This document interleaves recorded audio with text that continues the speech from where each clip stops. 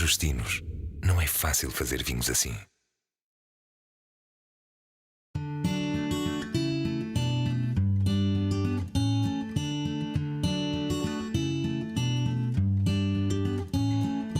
A Madeira, pérola do Atlântico, hospedou reis e rainhas, príncipes e princesas. Um ponto no mundo bafejado pela sorte de um clima ameno e riquezas naturais. Onde a montanha brotou do mar, nasceu uma terra encantada. Parte deste encanto tem sido transportado desde tempos ancestrais para pessoas tão distantes como os czares russos ou os fundadores dos Estados Unidos, sob a forma de vinho, que para muitos é uma verdadeira poção de encantar.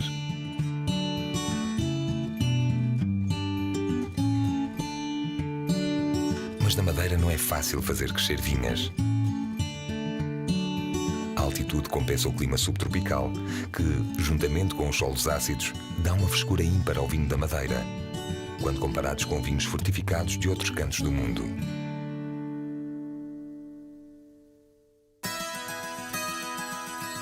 Mas a procura pelos melhores locais de plantio que originam os melhores vinhos fez com que o homem tenha adaptado o terreno, difícil e acidentado, criando uma bela paisagem vitícola em forma de socalcos, irrigados com a mais pura água das chuvas atlânticas, trazida pelas levadas.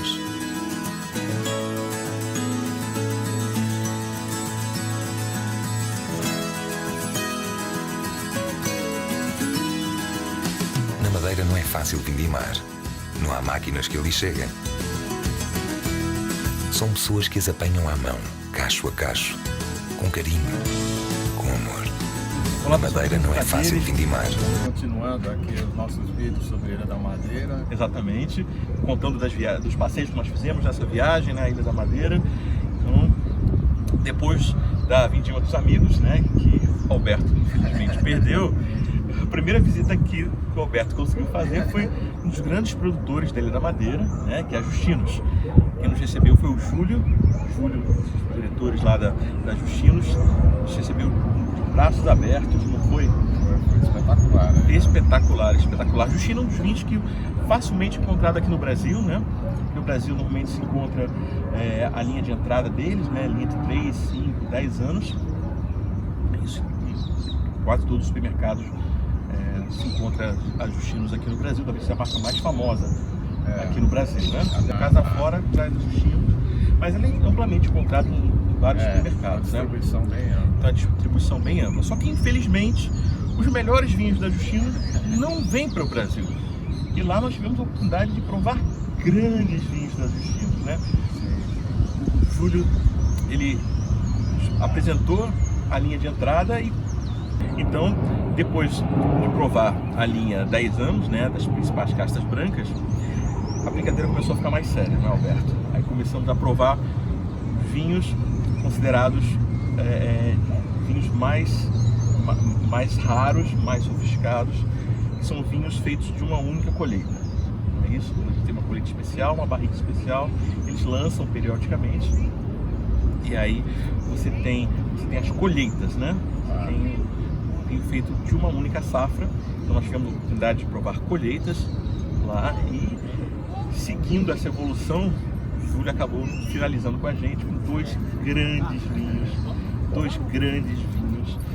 de 50 anos de barrica, entendeu? Quase da nossa idade, 50 anos de barrica, e um vinho de 1934. Nossa, que é isso? Sim. Vocês imaginem, pensar que nós estamos bebendo um vinho que foi elaborado entre a Primeira e a Segunda Guerra Mundial. Um vinho que foi elaborado antes do nascimento dos meus pais. Pois é, mais velho que eu. Mas você não é tão velho assim. A gente está mais próximo dos 50 anos do que de 1934. Nós dois, né? O vinho é só um pouquinho mais novo que a gente. O de 50 anos. Mas esse vinho de 1934, realmente, nós estamos bebendo ali quase uma coisa sensacional, um pedaço da história. Então, agradecemos muito ao Júlio por ter nos dado essa grande experiência. Então, acompanhe aqui a entrevista que nós tivemos com ele. E eu vou falar assim. Olá, pessoal do Vinhos e Prazeres, hoje estamos na Ilha da Madeira para conhecer a vinícola Justinos e entender um pouco o que é o vinho da Madeira, que é pouco conhecido no Brasil. Ele não tem tanta... quer dizer, é um vinho excepcional e eu acredito que nem é tão valorizado como deveria, né? Estamos aqui com o Júlio Fernandes, o diretor aqui da Justinos, vai nos contar um pouco da história da vinícola, né? A vinícola secular, a história da vinícola, falar um pouco dos seus vinhos, dos tesouros que ele tem guardado, que são coisas ainda na barrica, né? Vinhos aí de muitas décadas ainda na barrica. E também falar de projetos novos, né? Falar de projetos novos que muitas vezes também não chegam no Brasil. Ontem tivemos a oportunidade de provar os vinhos tranquilos lá no Madeira Wine Lounge, né? Lá no centro do Funchal. Vamos inserir aqui algumas imagens sobre isso também. Mas vou deixar aqui o Júlio e o Alberto conversarem um pouco, vou ficar atrás das câmeras. Okay.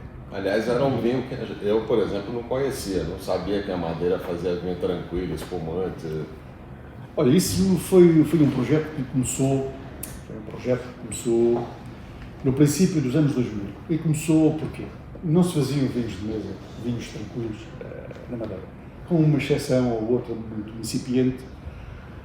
E começávamos a ter os nossos importadores a perguntar: então vocês não fazem um vinho tranquilo? Não, vinho da Madeira. Nós até temos uma sigla que era muito conhecida, le faire qu'une chose, mais la bien faire, ou seja, não fazer mais que uma coisa, mas fazê-la bem. Bem, e então o vinho da Madeira era o nosso core business, totalmente. Mas começámos a ser, como se costuma dizer, xingados, porque então, quase não dizendo explicitamente, mas quase dizendo: então o vinho não é assim tão bom que não possam fazer um still wine, não possam fazer um vinho tranquilo. Aquilo foi para nós, foi sendo um desafio. E na altura o engenheiro Juan Teixeira, que é o nosso enólogo, ainda é, o nosso enólogo-chefe também, e diretor-geral da empresa também, já agora, começou a fazer umas experiências, no princípio dos anos 2000, 2001, 2002, por aí, com tinta negra e tal, por aí fora. E a coisa foi melhorando, mas sempre num estádio assim um pouco, digamos, incipiente. Ali por volta no final da década de 2000, começámos então a trazer tudo que era material de enologia para vinhos tranquilos, que é diferente. Não é? Processos de vinificação diferentes. Uma enóloga, foi contratada uma enóloga na altura, muito boa no mercado, que nos veio ajudar nesse sentido, e os vinhos começaram a melhorar, mas a melhorar muito. Hoje em dia temos vinhos, por exemplo, os nossos rosés estão a ir todos para a Noruega, porque não...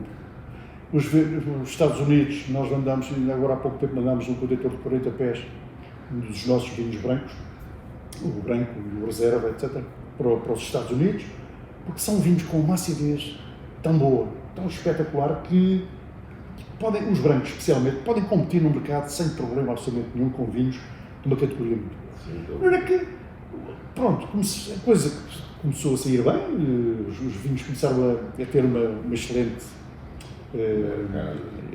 mercado. Infelizmente não podemos fazer mais porque não temos as uvas necessárias para isso.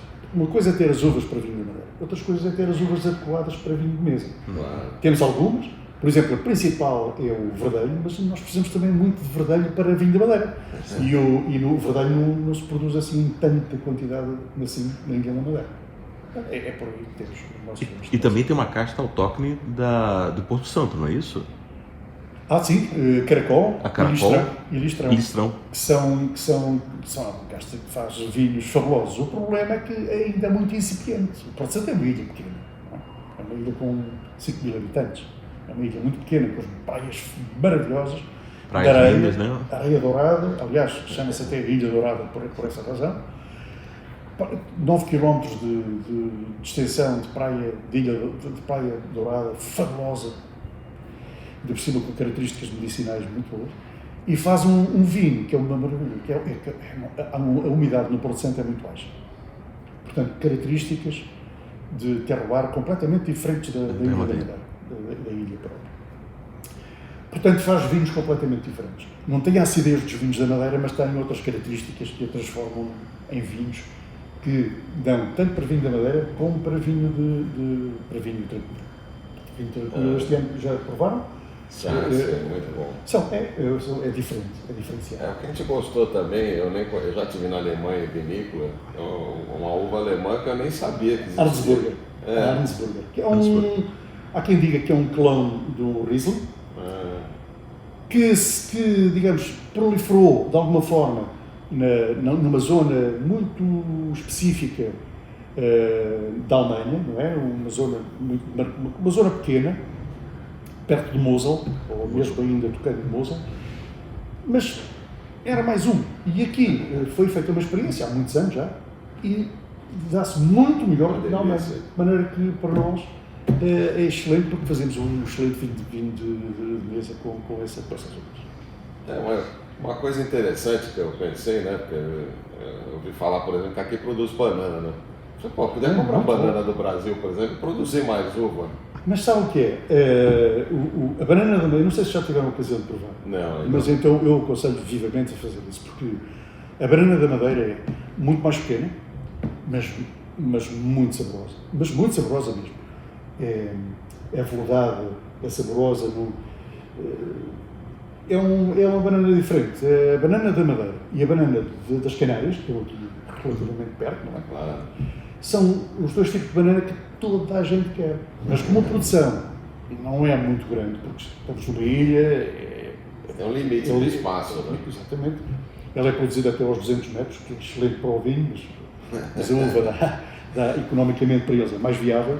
Mas que até aos 200 metros, mais ou menos, tirando raras exceções, é produzida a banana. E essa banana é fabulosa. A banana nem sequer compete com a América do Sul, porque já não temos quantidade suficiente. E depois, por exemplo, para ter uma ideia, um quilo de banana da América do Sul, seja do Brasil, seja de outros países da América do Sul, no território do continente, em Portugal continental, custa, sei lá, €1, €1,5. A banana da Madeira custa para aí 3 euros, 4 euros. E chega e desaparece. Portanto, é para ver a qualidade. Aliás, não é só a banana, como isto tem um clima subtropical. Fruta, né? Não, subtropical. O que é que acontece? Os frutos não crescem tanto. Tem mais sabor concentrado. Mas claro, porque tem muito menos água adquirida. Portanto, os maracujás, a papaya, os abacates da Madeira são conhecidos em todo lado porque são diferentes. Porque temos um clima subtropical, não tropical, quer dizer, de maneira...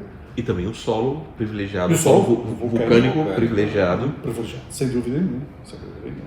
Que você não encontra, difícil encontrar uma produção num solo vulcânico. Exatamente. E com clima subtropical e muitos microclimas. Exatamente, porque existe muita altitude, então você consegue ter diferentes microclimas. Né? Nós temos aqui uva até quase aos 1000 metros de altitude, que é uma coisa fabulosa, uva de altitude. E eu penso que com as condições climatéricas, aliás, com as alterações climatéricas, qualquer dia temos uva até mais do que isso, e temos, se calhar, a banana a ser produzida até aos 300 metros ou até aos 350 metros. Nós não estamos livres das alterações climáticas. Exatamente. E quem foi o Justino? Na realidade, a família Justino é assim, perde-se no tempo, porque originalmente havia algumas famílias, tanto quanto eu me é dado de saber, e eu já sei alguma coisa, já estou nos Justinos há 34 anos, nos vinhos, já é um bocadinho. Esta empresa foi das únicas que teve sempre famílias portuguesas, nunca teve famílias de origem inglesa, nem de outras origens, praticamente, que se sabe. A família Justino era como outras famílias. A família Justino Henriques, porque antigamente esta empresa era conhecida por Vinhos Justino Henriques, que era precisamente a família Justino Henriques. As empresas foram, como noutras empresas na mesma, não é? Foram sendo compradas e vendidas, especialmente no final dos anos, no princípio do século passado. Havia para aí 50 ou 60 ou 70 empresas de vinho de Madeira, microempresas. E havia realmente 2 ou 3 empresas que eram exportavam. E como acontece noutros ramos de negócio, aqui aconteceu o mesmo, ou seja, para que houvesse alguma capacidade de exportação e alguma capacidade de fazer algo como deve ser, as empresas foram, ou porque houve guerras, ou porque houve crises económicas, foram indo à falência, ou foram sendo compradas por outras, etc. Portanto, houve uma redução, houve uma aglutinação de empresas que fez com que muitas delas se perdessem da sua origem. No caso das Justinos, a última, digamos, geração da família Justinos que esteve à frente da empresa, digamos, foi nos anos 50, 60.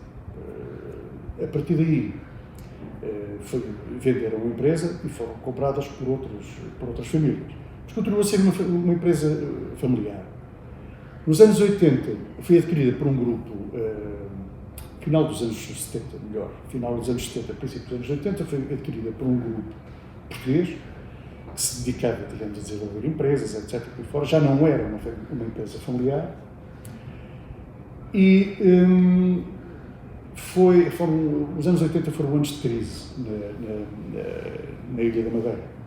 Crise acentuada, particularmente no setor agrícola, não é? Portanto, especialmente na viticultura.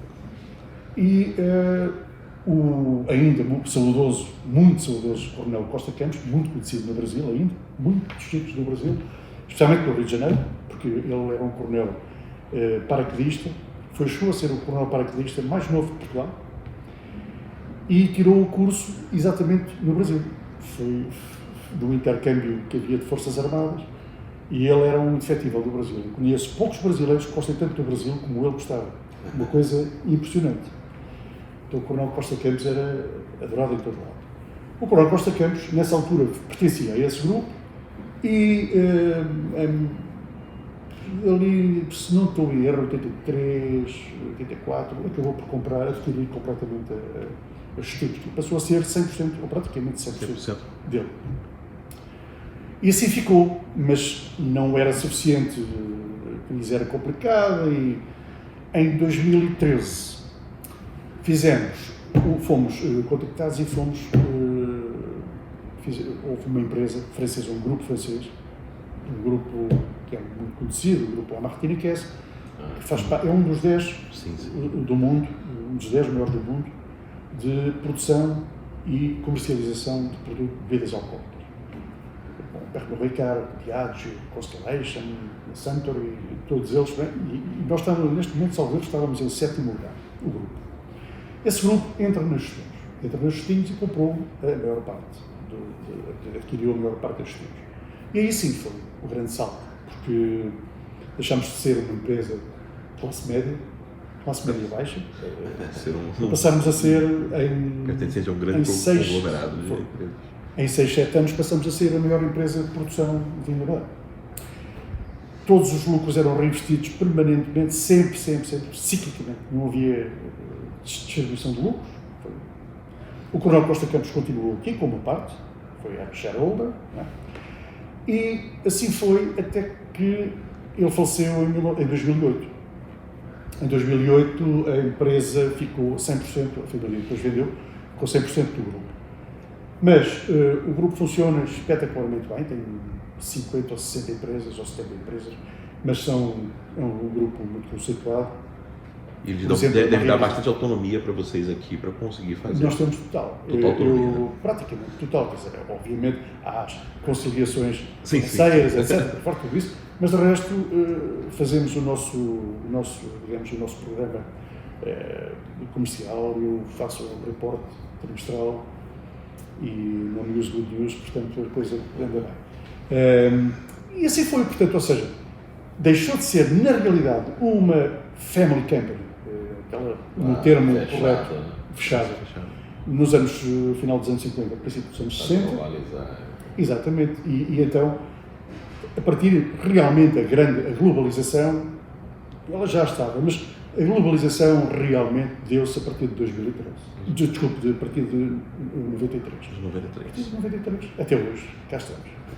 Eu acredito que seja uma das marcas mais conhecidas no Brasil de vinho madeira, porque a Casa Flora, que é importadora, faz Flora e Porto a Porto. E Porto a Porto, exatamente. A Casa Flora e a Porto a Porto, que são as duas importadoras, fazem um bom, temos a sorte trabalho. De ter aqueles que são considerados, pelo menos nos diversos sítios onde eu vou, nas feiras, aqui e ali, além, quando eu digo que o nosso importador no Brasil é a Porto a Porto e a Casa Flora, diz: vocês têm o melhor importador do Brasil. Mas isto é sempre. Eu ainda não tive ninguém que me dissesse, que eu me recordo, que me dissesse o contrário. São excelentes, além de excelentes e bons importadores, são amigos. E isso, a palavra amigo, para nós, conta como antigamente. Isso é muito bom. Apesar do mercado brasileiro para nós poder ser muito maior, e nós estamos a fazer um trabalho excelente nesse aspecto, mas infelizmente os tempos, desde o princípio dos anos 2000, que nós começámos a reabrir o mercado brasileiro, por causa do Coronel Costa Campos, precisamente, tem sido terrível, especialmente a partir de meados dos anos 2000, porque sucessivas crises e convulsões têm acontecido no Brasil. Então, quando a coisa vai, digamos, estourar, há qualquer problema, ou político, ou económico, ou social, ou financeiro, e pronto, e a coisa tem-se mantido. Mas não podemos queixar-nos, porque o mercado para nós, apesar de haver muitas disrupções na economia, faz com que não haja tantas trocas como tem havido, não é? Nós não podemos queixar-nos disso, continuamos a ter os parceiros excelentes e continuamos. Não, eu falo isso porque é comum ver seus vinhos nos supermercados, em diversas redes de supermercados, quer dizer, é um vinho, digamos, para quem está nos assistindo que quer provar, quer experimentar, ele é muito acessível, muito fácil de se achar nas redes no Brasil. Eu penso que neste momento o nosso share de mercado no Brasil rondará os 80% ou 85%. E o que não é bom, pode achar estranho, não é bom, não, porque eu queria muito mais vinho da Madeira no Brasil, dos nossos concorrentes. Quanto mais vinho da Madeira nós tivermos no mercado, maior visibilidade ele tem e mais clientes ele vai, mais apreciadores ele vai conquistar. Eu fico muito triste, por exemplo, quando entro numa loja de vinhos, num wine shop, e vejo, por exemplo, um muro autêntico de vinhos do Porto e uma quantidade apreciável de sherry, por exemplo, e vejo assim algumas garrafas de Justinos e uma outra marca, muito pouca quantidade, e as pessoas são levadas querem um vinho frutificado, vão comprar um Porto. Atenção, nada contra o Porto, pelo contrário, gosto muito de Porto, não tem nada a ver, mas são produtos diferentes. São produtos diferentes. Uma vez que as pessoas provam, degustem vinho da Madeira, passam a ser Madeira lovers. Isso eu ia falar, né? Porque é muito conhecido o vinho do Porto no Brasil. Até antes de vir para cá, todo mundo falou: o que você vai fazer lá? Mas tem vinho bom na Madeira, né? Eu falei: bom, é uma coisa que vocês não conhecem, quer dizer, é um vinho que tem certa semelhança no processo de fabricação, que é um fortificado também, como o vinho do Porto, mas tem características totalmente diferentes. E dá um vinho espetacular também. Principalmente a acidez, né? Principalmente a acidez das uvas. Né? O Porto adoraria ter a acidez da Madeira, isso não tenho dúvida absolutamente nenhuma. O Porto tem características diferentes do vinho da Madeira. Sim. Há algumas, na vinificação, no envelhecimento, etc., também há diferenças entre o Porto e a Madeira, que não vale a pena agora estarmos a dissecar, que levávamos até uma conversa longa. Mas não há dúvida que o processo de redução, de concentração do vinho da Madeira, a forma como nós, por exemplo, nós temos uma grande parte, a maioria dos cascos de carvalho francês que nós temos, são carvalhos ex-cognac ou armagnac, e que são excelentes, de 350 litros.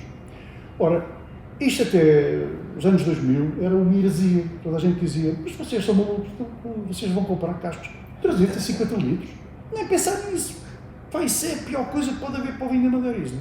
E nós não nos preocupamos minimamente com isso. E compramos milhares de cascos destes.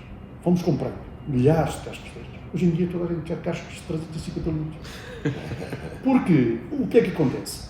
Os cascos de 350 litros, é uma questão ontológica de raciocínio, o que é que vai acontecer? Vai acontecer que vai acelerar o processo oxidativo do vinho da Madeira, de microoxidação.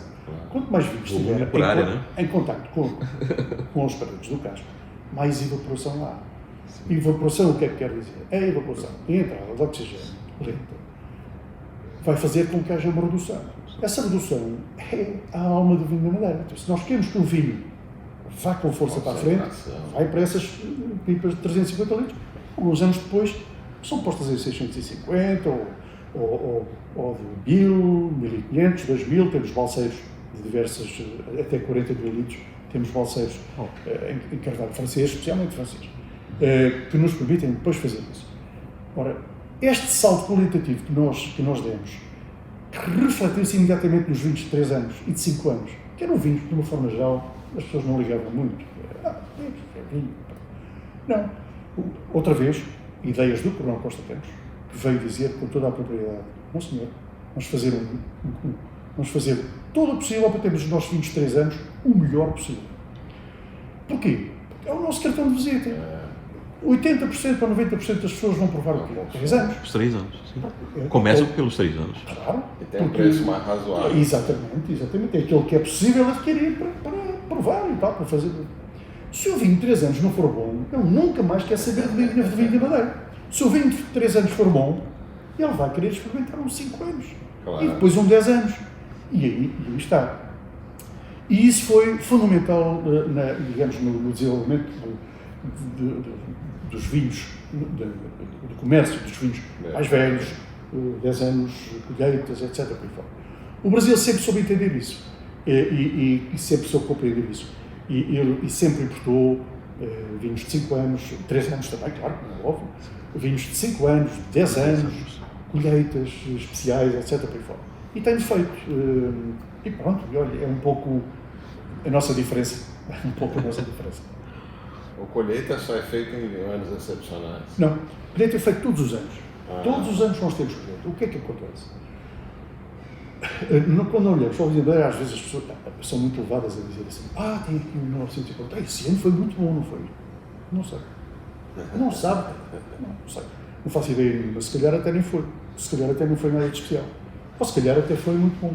Mas para o vinho da Madeira isso não é fundamental. Que interessante. Porque um vinho bom, muito provavelmente, uvas boas, muito provavelmente fazem um vinho bom. Claro. Uvas não tão boas, não é uva ruim, mas uva não tão boa, provável, se calhar, se forem bem vinificadas, se o enólogo puser tudo o que tem de sapiência naquelas uvas, a forma como se fazem os blends a seguir, etc. por fora, podem transformar aquelas uvas que nem eram nada de especial em vinhos excepcionais. Portanto, o vinho da Madeira, quando me perguntam, por exemplo, frequentemente me dizem: a vinho da Madeira este ano, que tal é que foi? Eu vou lhe dizer, mas perguntam-me daqui a 20 anos. Eu direi se foi ou não foi boa. Claro. Quer dizer, as uvas podem ser boas, mas se eu as tratar mal, não vão dar um vinho. Portanto, o vinho da Madeira é essencialmente o envelhecimento, aging. É o ficar repousando nos cascos, com uma temperatura boa, com uma umidade ótima, correta como deve ser, nem demasiado seco, nem demasiado úmido, que é para poder fazer a microoxidação, digamos, lenta, é um processo redutivo que demora décadas, como disse muito bem. Nós temos, por exemplo, os nossos vinhos 78, ou seja, os vinhos 70, 80, são vinhos que ainda estão nas pipas, a grande parte deles. Porque antes de 40, 50, 60 anos, nós não. A partir daí já não.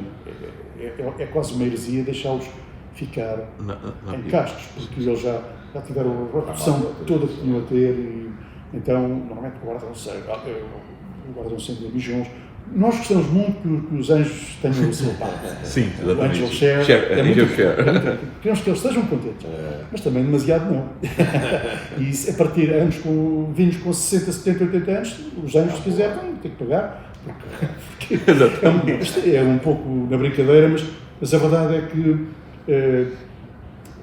essa redução obriga a perdas avultadas.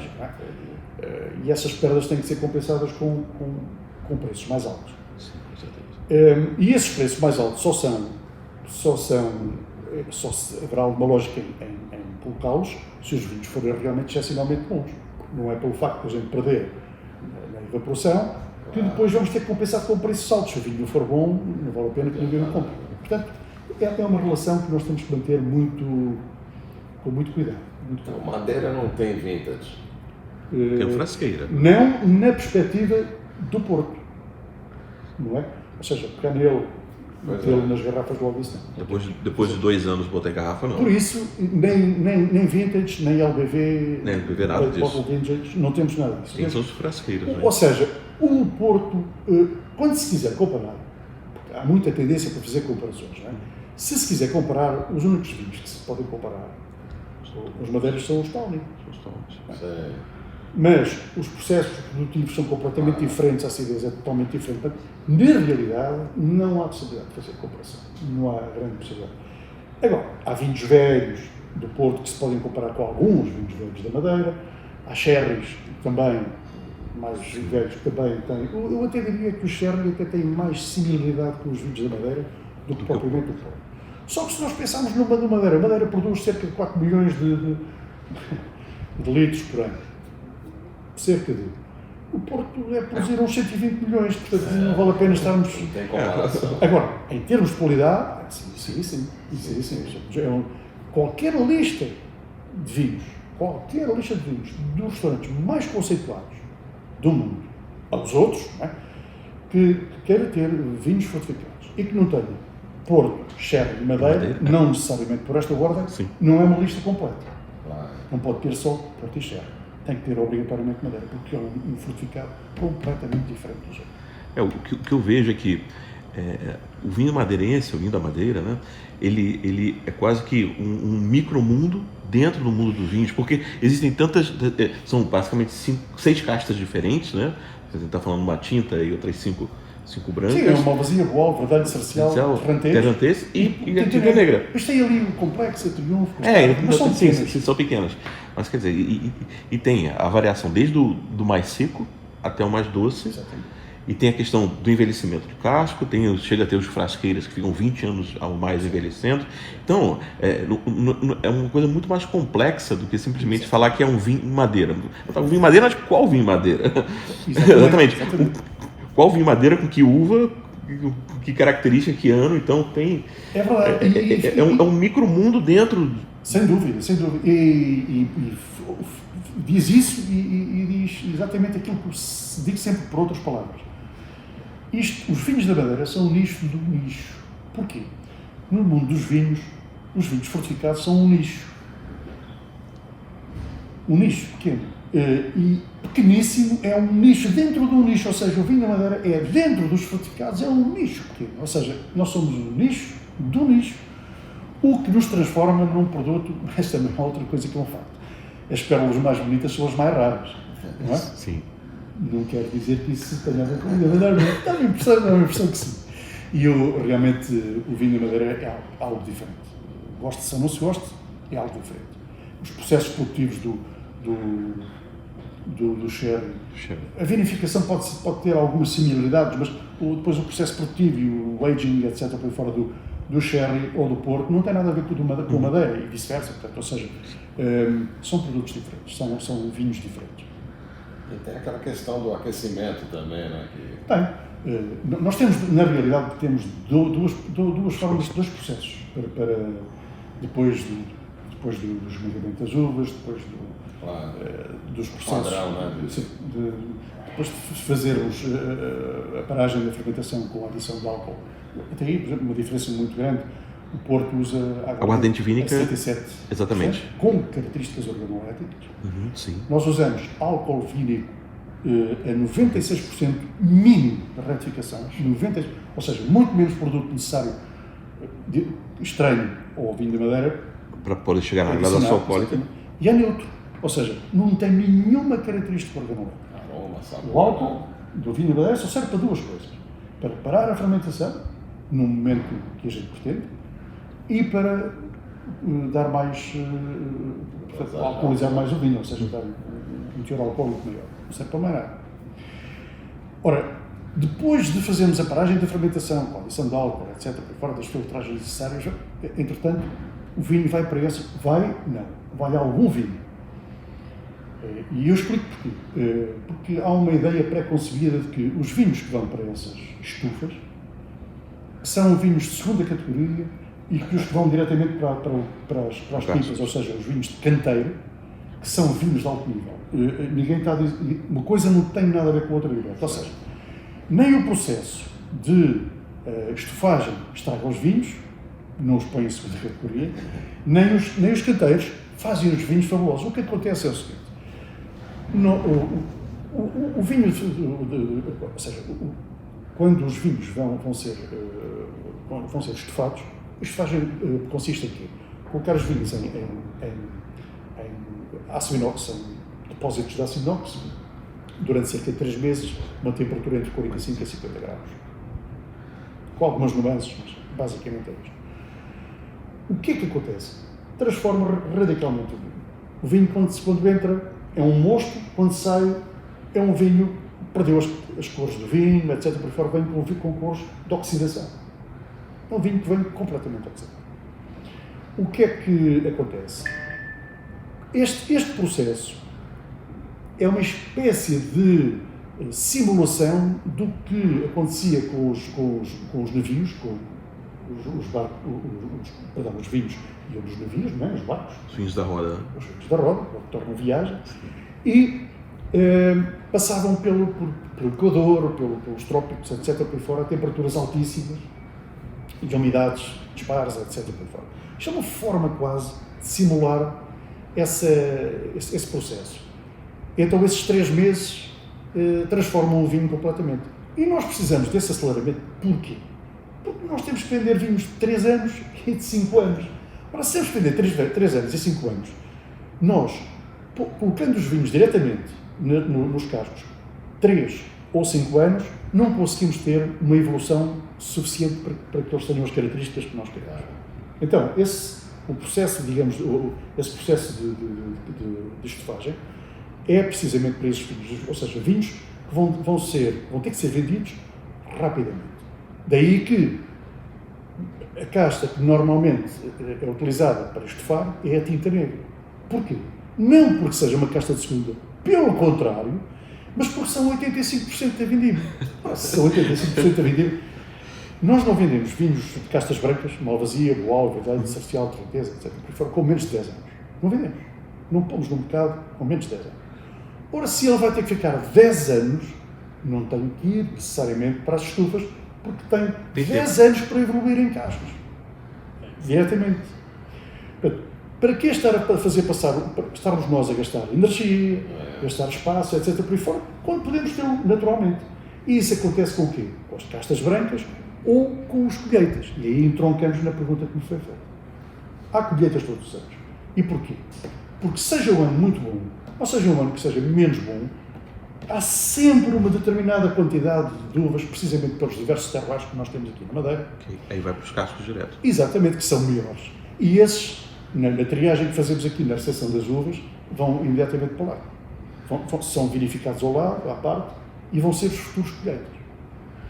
E depois pode perguntar: e de certeza que estes vinhos vão ser bons? Não temos certeza nenhuma. O que é que acontece? Quando chegar a determinada altura e vemos que o vinho não evoluiu como nós queríamos, seja por que razão for, é fácil. Fazemos blends. Pronto. Vinho estragado não fica de certeza absoluta, pelo contrário. Fica bom, fica melhor, mas não é o suficiente para ser lançado como um colheita. Está bem, não tem problema nenhum. Há de ser feito um blend para vinhos de 5 anos, de 10 anos, etc. Quer dizer, portanto, aqui, no vinho da Madeira, nada se perde. Absolutamente nada. E o blend é só com a mesma casca, né? Um blend, nós temos 2 tipos de blend, porque as pessoas, de uma forma geral, falam blend, mas é assim, existem blends de anos e existem blends de castas. Existe exemplo, de casta também.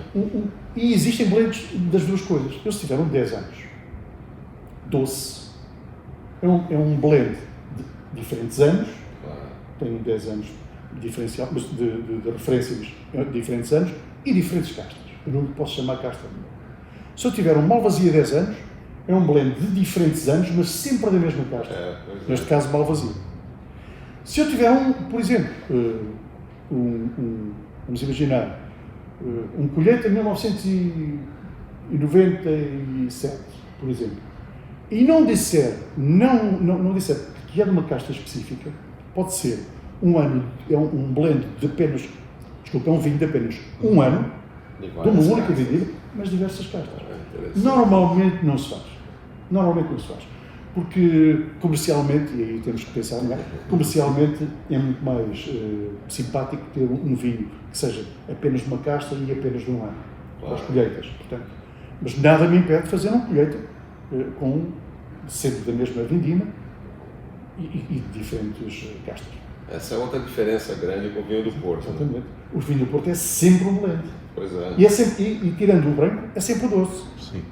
Enquanto que na Madeira tem o doce, meio doce, seco, macio. Por exemplo, tinta negra, que é a casta tinta mais conhecida, é a única casta da qual se podem fazer as 4 qualidades. Doce, meio doce, seco e macio.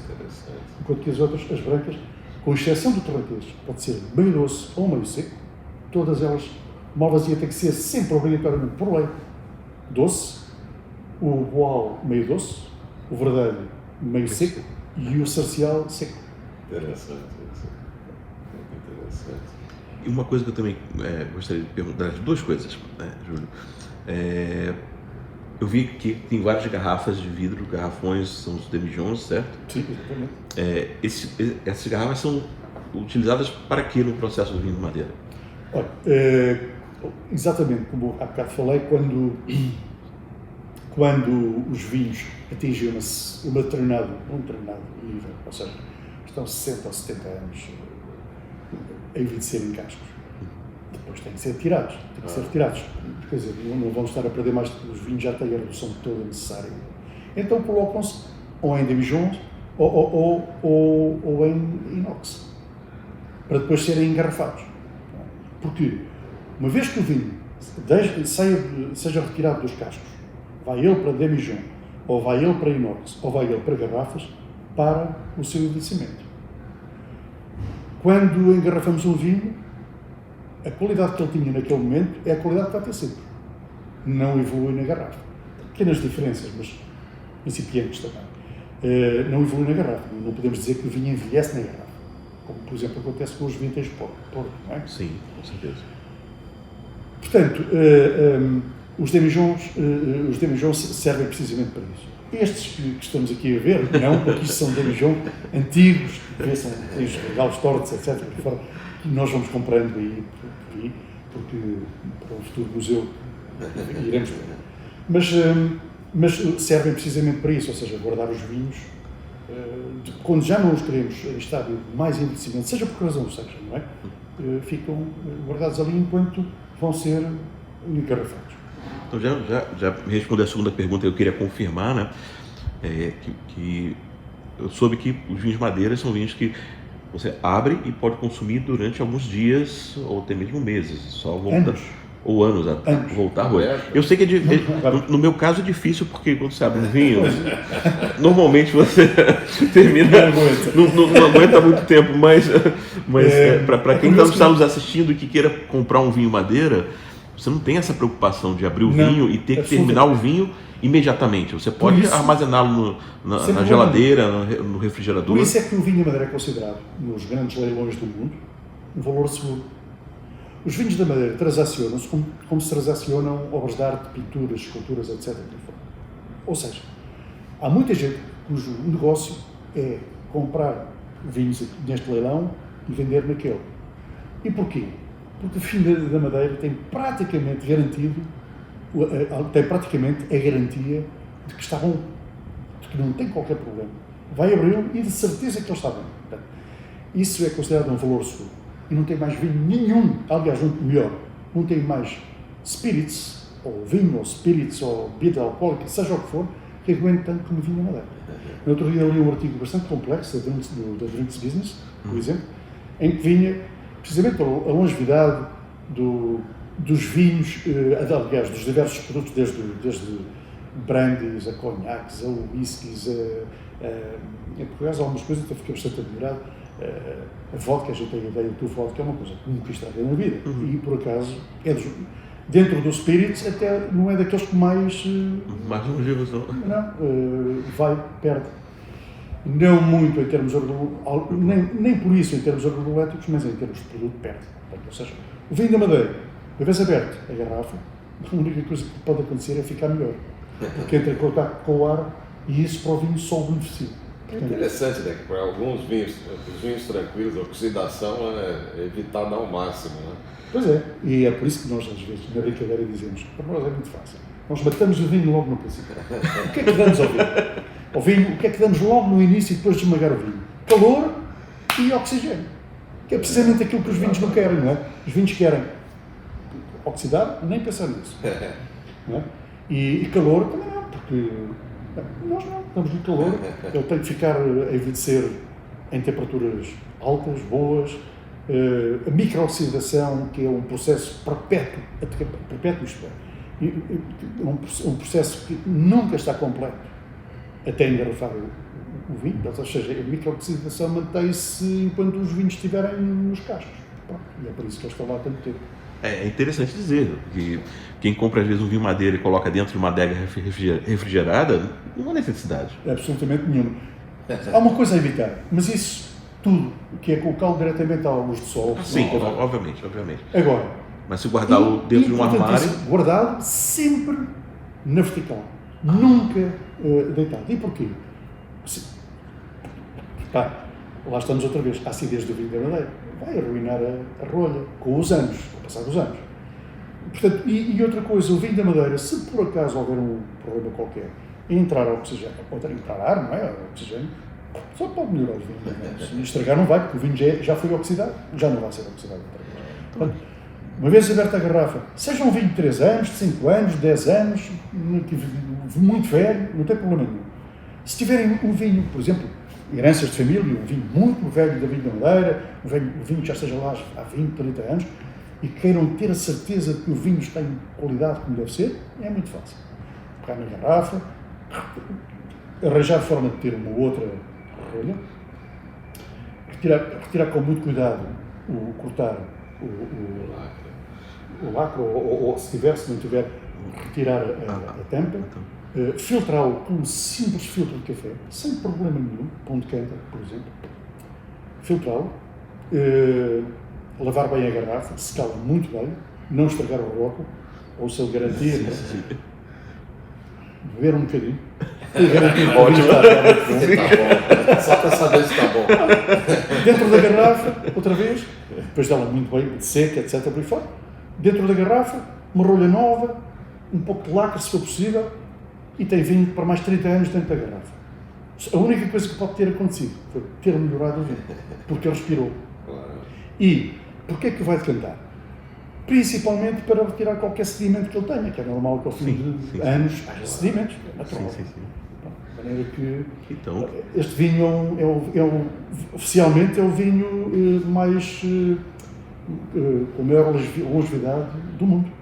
Quer dizer que, por exemplo, você pode comprar uma garrafa, você beber, seu filho beber, seu neto beber, seu bisneto beber. Se beber muito pouco. Exatamente. Se beber pouco. Sem problema nenhum. No meu caso não dá, porque eu vou beber a garrafa inteira. Eu tenho que comprar 2 para deixar para minha filha. Exatamente. É bom beber refrescado? Olha, é assim, as temperaturas de serviço eu aconselho. Nos vinhos de 5 anos, 3 anos, 5 anos, 10 anos, 15 anos, alguns colheitas, eu diria que os secos e meios secos andaram ali entre os 12 e 14 graus centígrados. Os meios doces e doces, eu diria que andaram ali entre os 16 e os 18. Os vinhos mais velhos, os vinhos velhos, os frasqueiros, chamados frasqueiros, eu diria que ali entre os 19 e os 21. Pode ser um pouco mais. E porquê? Temos que ter em atenção os aromas. Se refrescar muito, vai perder aroma.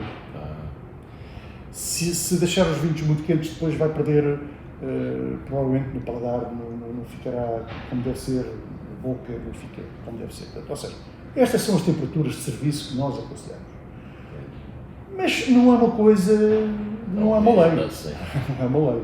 Se me disser, olha, eu tenho uma garrafa, epá, eu queria agora beber um pouco de vinho de madeira, o que é que eu vou fazer? Se tiver meia hora, 3/4 de hora, pega nela, põe na porta da geladeira. Na porta da geladeira, sem problema nenhum. Ao fim de meia hora, 3/4 de hora, no máximo, o vinho está na temperatura que está. Tiram.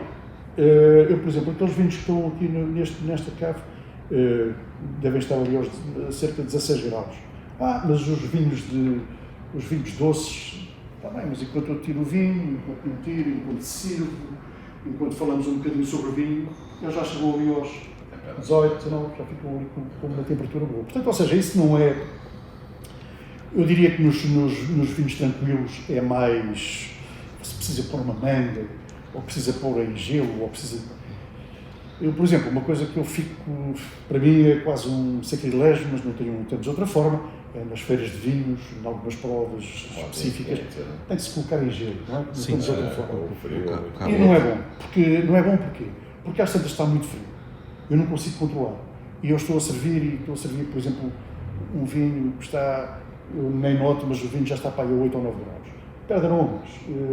Já não é a mesma coisa. Agora vou pôr um bocado fora.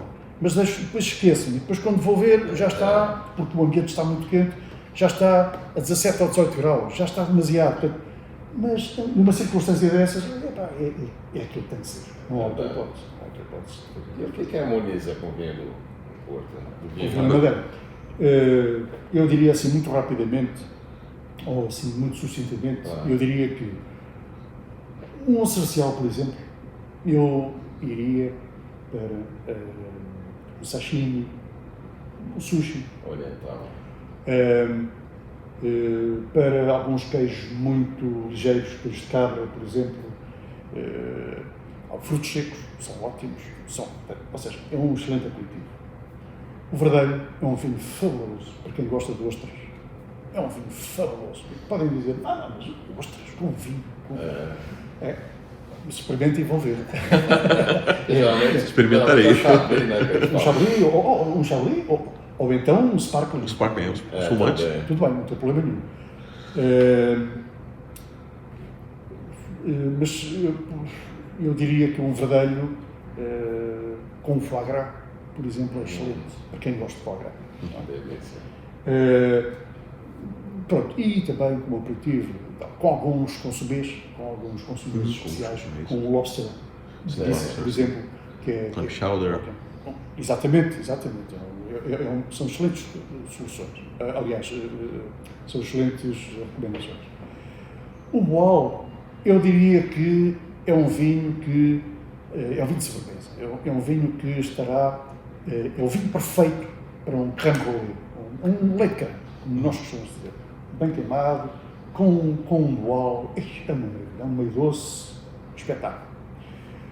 O Malvasia, mais doce, mas com uma acidez maravilhosa, é excelente com o fondant de chocolate, é excelente com o charuto, O César Adams, de quem eu tenho o prazer de dizer que sou muito amigo, não é? Sou tão conhecida no mundo dos charutos, não é? Dos cigarros,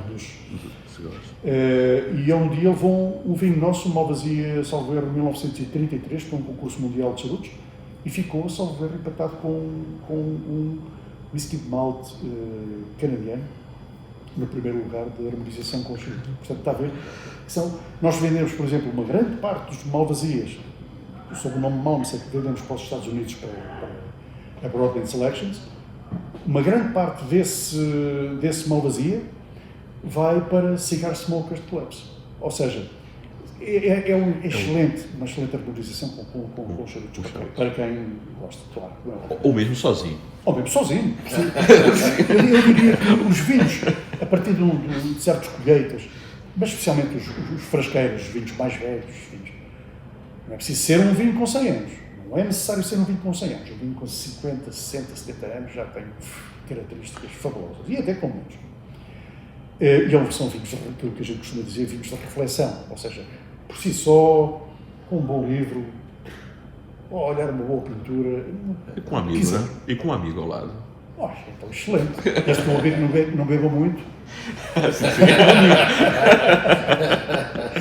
Tudo bem, tudo bem. Bom, Mas atenção, pode fazer, aliás fizemos isso já muitas vezes no Brasil, pode harmonizar vinho da Madeira com, dada a versatilidade de toda a culinária brasileira. pode fazer uma refeição inteira com vinho da Madeira. Sim. E em certos restaurantes de alta categoria, suíça, etc., em alguns sítios, em alguns lugares, acontece isso, fazem harmonização. Eu fiz isso no Japão uma vez, por acaso, nem sabia. Fiz uma harmonização de vinhos da Madeira com um importador nosso japonês, num restaurante de topo, francês, neste caso, exclusivamente com vinhos da Madeira. E eram 7 pratos, portanto foi um flight, foi um long flight e foi excelente, só com vinhos de Madeira. Muito bom. Bom, Júlio, a gente só tem a agradecer muito, né, a nos receber aqui, essa aula. É sempre um grande prazer, né? Vinhos e prazeres. Não é ela, não. E, aliás, já agora aproveito para dizer que os sommeliers da Casa de Flora, da Porto, aqueles que estão mais dedicados ao vinho da Madeira, e há alguns, eu não vou dizer os nomes para não esquecer de nenhum, há alguns que são excelentes, como é que eu poderia dizer? Podem dar uma masterclass sem problema absolutamente nenhum, porque sabem muito vinho da Madeira.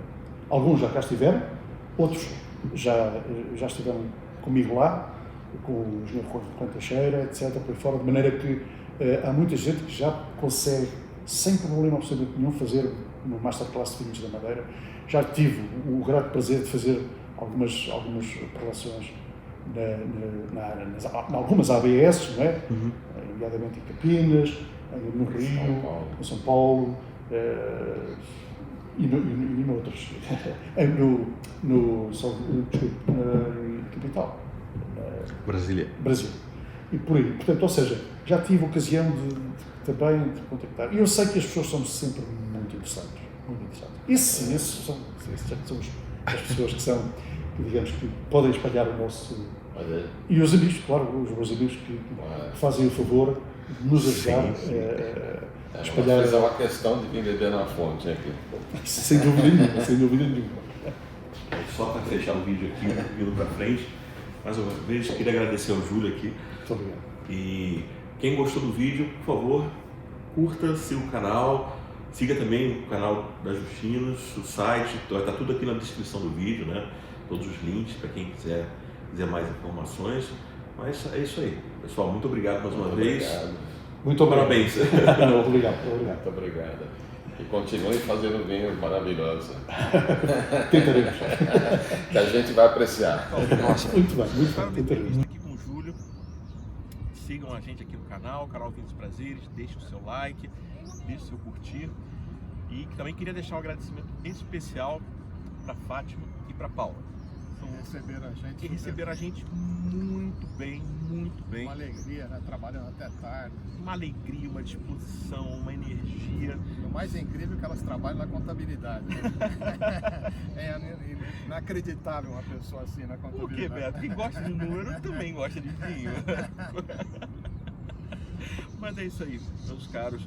Se gostaram do vídeo, deixe seu like, acompanhe a gente aqui no canal Vinhos e Prazeres. Teremos mais vídeos sobre a Ilha da Madeira.